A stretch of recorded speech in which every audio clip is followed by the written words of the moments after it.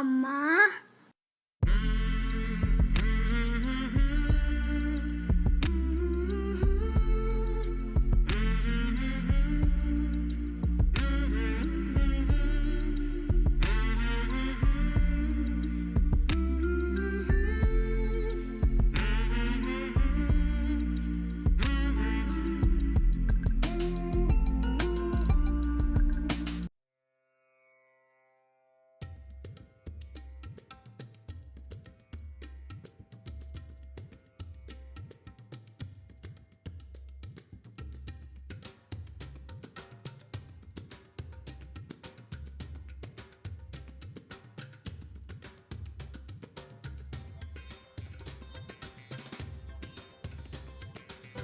Hi friends, good afternoon. Welcome back to my channel. ఎలా ఉన్నారు మీరందరూ?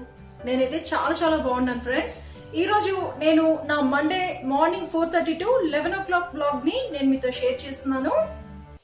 Hi Nishant, many more happy returns of the day. మన Telugu ma'am channel తరపు నుంచి కూడా నీకు పుట్టినరోజు శుభాకాంక్షలు. ఇలాంటి పుట్టినరోజులు మరెన్నో జరుపుకోవాలని మనస్ఫూర్తిగా కోరుకుంటున్నాను.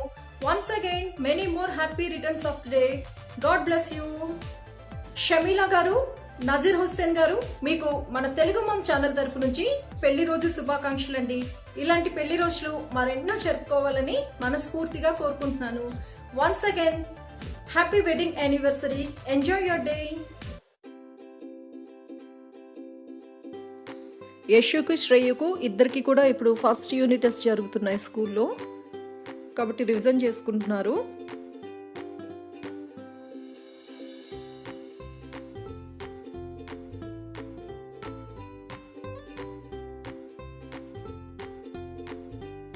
ఫ్రెండ్స్, ఈరోజు పిల్లల లంచ్ బాక్స్ లోకి నేను టొమాటో రైస్ చేస్తున్నానండి. నేను ఇంతకు ముందు టొమాటో రైస్ లో చాలా వెరైటీస్ చూపించాను. ఇది ఇంకొంచెం డిఫరెంట్ గా చేస్తున్నాను. ఈ టొమాటో రైస్ ని నేను ఏ రకంగా చేస్తాను అనేది మీతో షేర్ చేస్తాను. స్టవ్ పై పాన్ పెట్టుకొని అందులో కొంచెం గీ వేసుకోవాలి. అలాగే కొంచెం ఆయిల్ కూడా వేసుకోవాలి.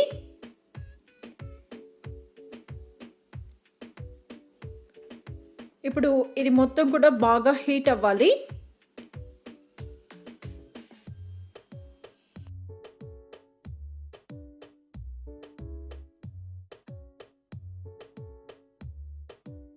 ఆయిల్ బాగా హీట్ అయిపోయిందండి. ఇప్పుడు ఇందులో నేను ఒక బిర్యానీ ఆకు వేసుకుంటున్నాను, అలాగే కొంచెం చెక్క వేసుకుంటున్నాను, అలాగే ఒక 2 లవంగాలు, అలాగే ఇలాచీ వేసుకున్నాను, కొంచెం జీరా వేసుకున్నాను, అలాగే కొంచెం కసూరి మేతి, అలాగే సోంపు వేసుకున్నాను. ఇవి అన్నీ కూడా మనం బాగా ఫ్రై చేసుకోవాలి.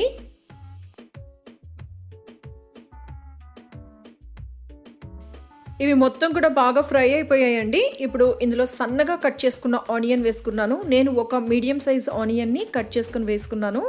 ఇప్పుడు ఈ ఆనియన్ కూడా కొంచెం ఫ్రై అవ్వాలి.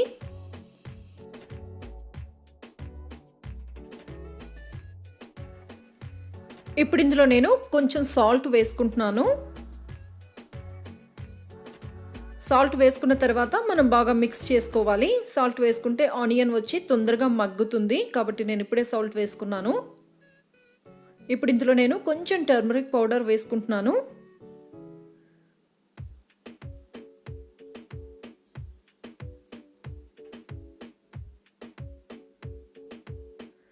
నేను ఒక పావు స్పూన్ వచ్చి నేను జింజర్ గార్లిక్ పేస్ట్ వేసుకున్నానండి. అల్లం వెల్లుల్లిపాయ పేస్ట్ వేసుకున్నాను. ఈ అల్లం వెల్లుల్లిపాయ పేస్ట్లోని రా స్మెల్ అనేది మొత్తం పోవాలి, అంతవరకు ఫ్రై చేసుకోవాలి.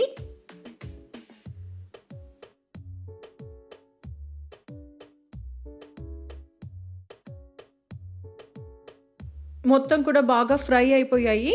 ఇప్పుడు ఇందులో నేను ఒక 2 టొమాటోస్ని పేస్ట్ లాగా చేసుకున్నాను. అంటే ఇది మరీ ప్యూర్ పేస్ట్ అయితే కాదండి, ప్యూరీలాగా అయితే నేను చేసుకోలేదు. జస్ట్ నేను కొంచెం కచ్చపచ్చగానే చేసుకున్నాను. ఇప్పుడు ఈ టమాటో వచ్చి బాగా మగ్గిపోవాలి.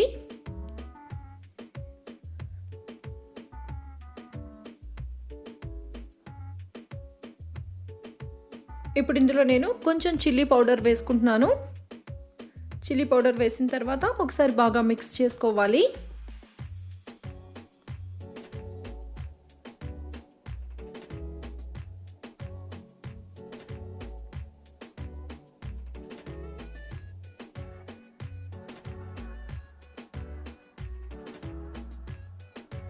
నేను మూత పెట్టేసి టొమాటోని బాగా మగ్గిపోయేంత వరకు ఉంచుతానండి. చూడండి, టొమాటో బాగా మగ్గిపోయింది, అలాగే ఆయిల్ కూడా కొంచెం పైకి వచ్చింది కదా. ఇప్పుడు ఇందులో కొంచెం నేను ధనియా పౌడర్ వేసుకుంటున్నాను, అలాగే కొంచెం జీరా పౌడర్ వేసుకున్నాను. మొత్తం కూడా ఒకసారి బాగా మిక్స్ చేసుకోవాలి.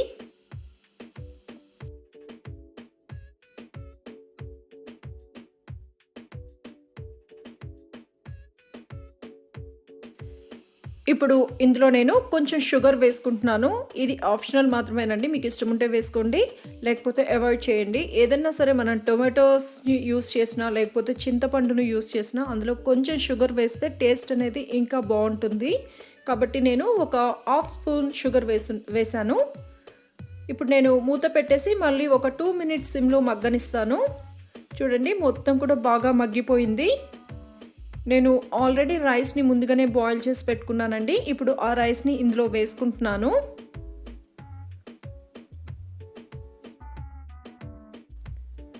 ఈ రైస్ మొత్తం కూడా బాగా మిక్స్ అయ్యేటట్లుగా మనం బాగా కలుపుకోవాలి.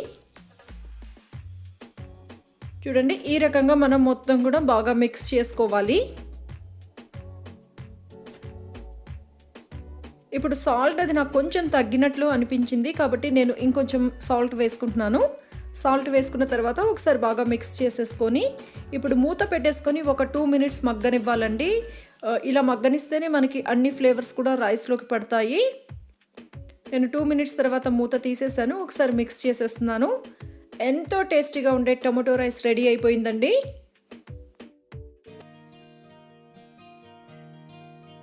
పిల్లల లంచ్ బాక్స్ కోసం నేను ఫుడ్ రెడీ చేసిన తర్వాత ఇంకా టీ పెట్టేస్తానండి.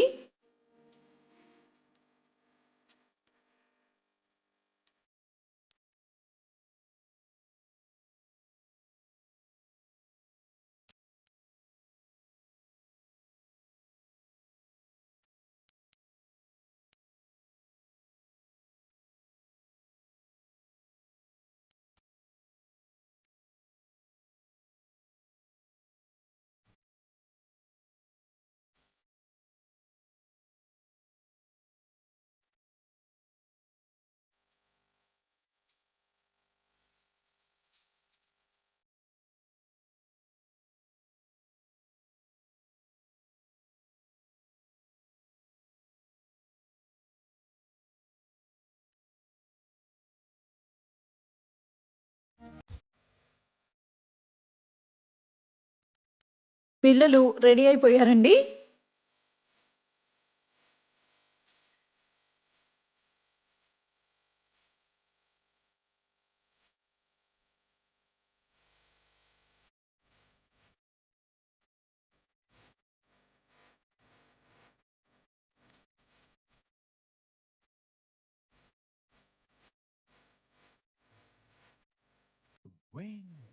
పిల్లలు స్కూల్కి వెళ్ళిపోయిన తర్వాత నేను ఇంకా వాషింగ్ మిషన్లో ఆల్రెడీ బట్టలు ముందే వేసేసి ఉంటాను. అంటే నేను 7:30కి ఆ టైంలో వేసేస్తానండి. వాషింగ్ మిషన్ ఆన్ చేసేస్తాను.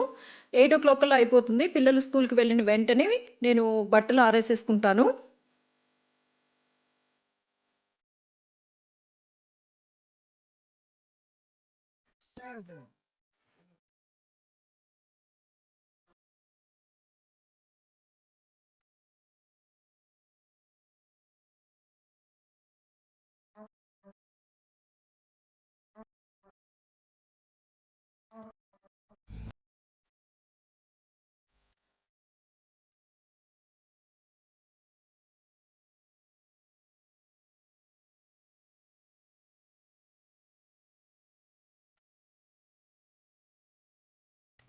ఫ్రెండ్స్, ఈరోజు లంచ్లో నేను రాయలసీమ స్పెషల్ పప్పు ఒకటి చూపించబోతున్నాను. దీన్ని వచ్చి మెంతుల పప్పు అంటారండి. నార్మల్ గా అందరం మనం మెంతి ఆకుతో పప్పు చేసుకుంటాం కదా, కాకపోతే ఈ రెసిపీలో వచ్చి మెంతులతోనే మనం పప్పు చేసుకోవచ్చు. మీలో చాలా మంది అనుకుంటూ ఉండొచ్చేమో మెంతులు వేస్తే చేదవుతుందేమో పప్పు అని. ఏమీ ఉండదండి, చాలా టేస్టీగా ఉంటుంది. మనకి మెంతి ఆకుతో పప్పు చేసుకుంటే ఎలా ఉంటుందో అంతకంటే కూడా చాలా టేస్టీగా ఉంటుంది. ఇది చాలా హెల్దీ రెసిపీ అండి. మెయిన్ గా వచ్చి డయాబెటిక్ పేషెంట్స్ కి అయితే చాలా మంచిది. ఈ మెంతుల పప్పుని ఏ రకంగా చేసుకోవచ్చు అనేది నేను మీతో షేర్ చేస్తాను. నేను కందిపప్పుని వాష్ చేసి పెట్టుకున్నాను. అలాగే ఒక 1.5 స్పూన్ మెంతుల్ని నానబెట్టి పెట్టుకున్నాను. ఒక 6 to 7 ఎండుమిర్చిని హాట్ వాటర్లో నానబెట్టుకున్నానండి. అలాగే ఆనియన్స్ తీసుకున్నాను, టొమాటో తీసుకున్నాను, గార్లిక్ తీసుకున్నాను, కొంచెం చింతపండుని బౌల్లోకి తీసుకున్నాను. ఫస్ట్ మనం ఇవన్నీ కూడా రెడీ చేసి పెట్టుకోవాలి. ఇప్పుడు స్టవ్ పై కుక్కర్ పెట్టుకొని అందులో కొంచెం ఆయిల్ వేసుకోవాలి. ఆయిల్ హీట్ అయిపోయిన తర్వాత అందులో ఆవాలు, జీలకర్ర, పచ్చిశనగపప్పు వేసుకోవాలి.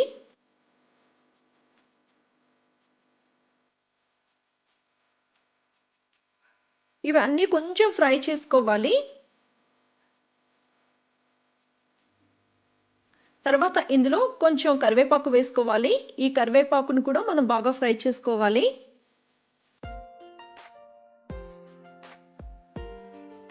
ఇప్పుడు ఇందులో ముందుగా నానబెట్టి పెట్టుకున్న మెంతుల్ని వేసుకోవాలి. ఇప్పుడు మనం స్టవ్ని సిమ్లో పెట్టుకొని ఈ మెంతుల్ని బాగా ఫ్రై చేసుకోవాలి.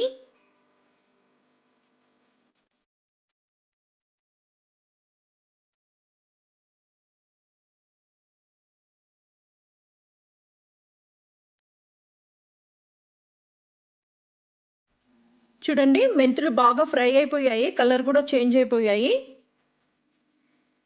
ఈ రకంగా మనం ఫ్రై చేసుకోవాలి.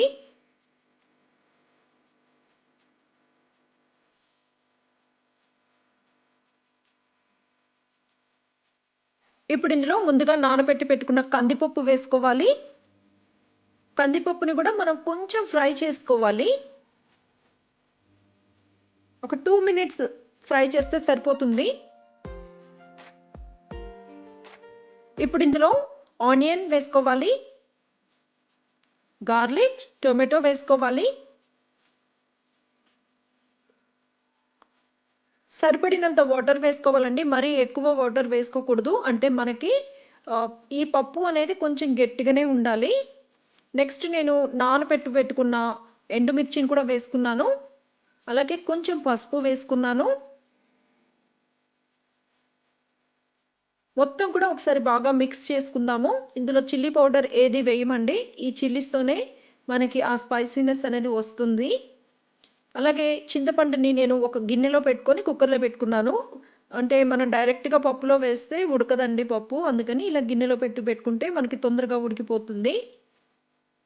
నేను విజిల్ పెట్టేసుకున్నానండి. ఒక 3 to 4 విజిల్స్ వచ్చేంత వరకు ఉంచుకోవాలి. నేను 4 విజిల్స్ ఉంచానండి. చూడండి, పప్పు కుక్ అయిపోయింది. ఇప్పుడు దీన్ని మనం మెత్తగా మెదుపుకోవాలి. ఇప్పుడు ఇందులో సరిపడినంత వాటర్ వేసుకోవాలండి, మరి ఎక్కువ వాటర్ కూడా వేసుకోకూడదు. మనకి పప్పు అనేది గట్టిగానే ఉండాలి కొంచెం, కాబట్టి మనం వాటర్ని చూసి వేసుకోవాలి. మొత్తం కూడా మనం బాగా మెదుపుకోవాలి. అంటే ఈ మిర్చి కూడా మొత్తం కూడా బాగా మ్యాష్ అయిపోవాలి.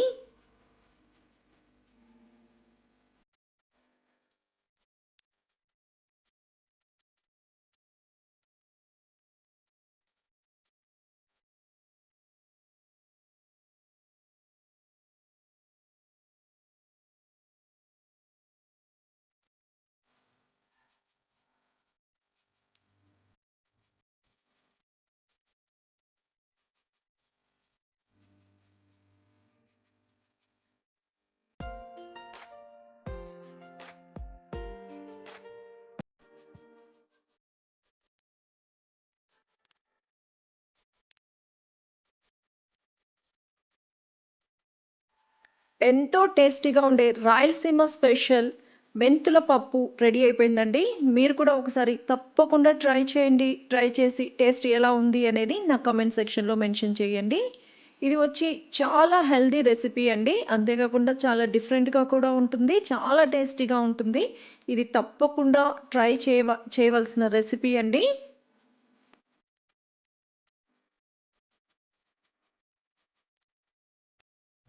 ఫ్రెండ్స్, ఈ పప్పుకు కాంబినేషన్గా ఈరోజు నేను బెండకాయ ఫ్రై చేస్తున్నానండి. చాలా సింపుల్గా టేస్టీగా చేసుకునే రెసిపీ. ఈ బెండకాయ ఫ్రైని నేను ఏ రకంగా చేస్తాను అనేది మీతో షేర్ చేస్తాను. స్టవ్ పై పాన్ పెట్టుకుని అందులో కొంచెం ఆయిల్ వేసుకోవాలి. ఆయిల్ హీట్ అయిపోయిన తర్వాత ఇందులో ఆవాలు వేసుకోవాలి, అలాగే జీలకర్ర, పచ్చి శనగపప్పు వేసుకోవాలి.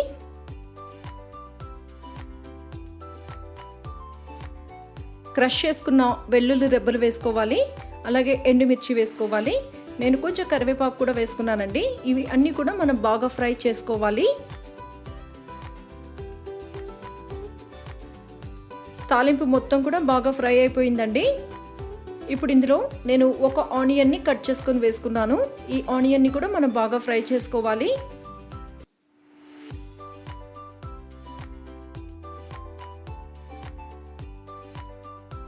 ఆనియన్స్ ఫ్రై అయిపోయాయి. ఇప్పుడు ఇందులో కొంచెం సాల్ట్ వేసుకోవాలి, అలాగే టర్మరిక్ పౌడర్, చిల్లీ పౌడర్, ధనియా పౌడర్, జీరా పౌడర్, ఇవి అన్నీ వేసుకొని మనం బాగా మిక్స్ చేసుకోవాలి.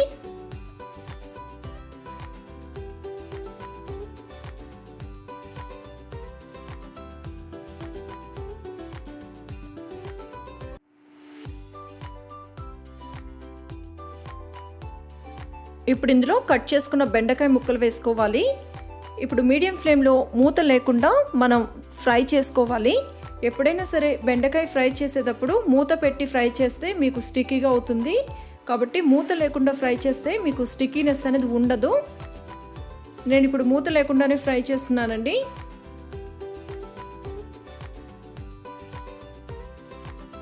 బెండకాయ ముక్కలు కూడా బాగా ఫ్రై అయిపోయాయి. నేను ఆల్రెడీ పచ్చి కొబ్బరిని తురుముకొని పెట్టుకున్నానండి. ఇప్పుడు ఇందులో ఆ పచ్చి కొబ్బరి తురుము వేసుకుంటున్నాను. ఒక 2 స్పూన్స్ వేసుకున్నాను. ఇప్పుడు మొత్తం కూడా బాగా మిక్స్ చేసుకోవాలి. ఈ కొబ్బరి తురుము కూడా కొంచెం ఫ్రై అవ్వాలండి. అలా ఫ్రై అయితే మనకి టేస్ట్ అనేది ఇంకా బాగుంటుంది.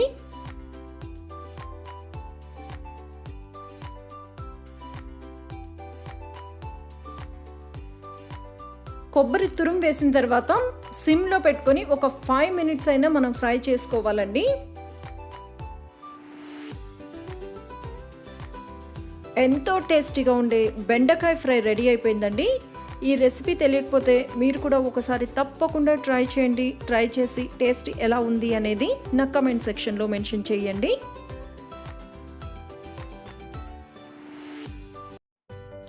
ఫ్రెండ్స్, ఇక్కడితో ఈరోజు నా బ్లాగ్ ని ఫినిష్ చేస్తున్నాను.